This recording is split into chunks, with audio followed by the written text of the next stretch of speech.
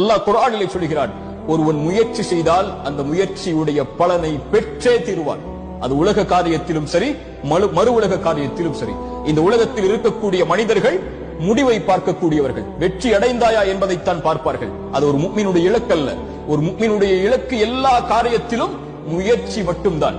எல்லா காரியத்திலும் முழு மூச்சோடு உடலை தயார்படுத்துவதாக இருந்தாலும், உள்ளத்தை தயார்படுத்துவதாக இருந்தாலும், தன் குடும்பத்தை தயார்படுத்துவதாக இருந்தாலும், தன் செல்வத்தை தயார்படுத்துவதாக இருந்தாலும், தன்னுடைய சமூக அந்தஸ்தை உயர்த்துவதாக இருந்தாலும், ஈமானுடைய காரியங்களிலும் மறு உலக காரியங்களிலும் உலகத்தில் யார் அவர்களோடு வாழ்ந்தாலும் அதில் 10ல் 1 அவன் ஒருபோதும் வாழ்ந்து மடிய மாட்டான். உலக வாழ்வில் இருந்து அவன் கண்ணை மூடும் போது எல்லோர்களை விடவும் அல்லாஹ்விடத்தில் நான் மேன்மையானவனாக, இறை நம்பிக்கை கொண்ட பலமான உறுதியோடு வாழக்கூடிய, அல்லாஹுடைய கதரை உள்ளத்தாலும் உடலாலும் மனதாலும் ஏற்று வாழக்கூடிய இறை நம்பிக்கையாளனாகத்தான் அவன் வாழ்ந்து மறைவான்.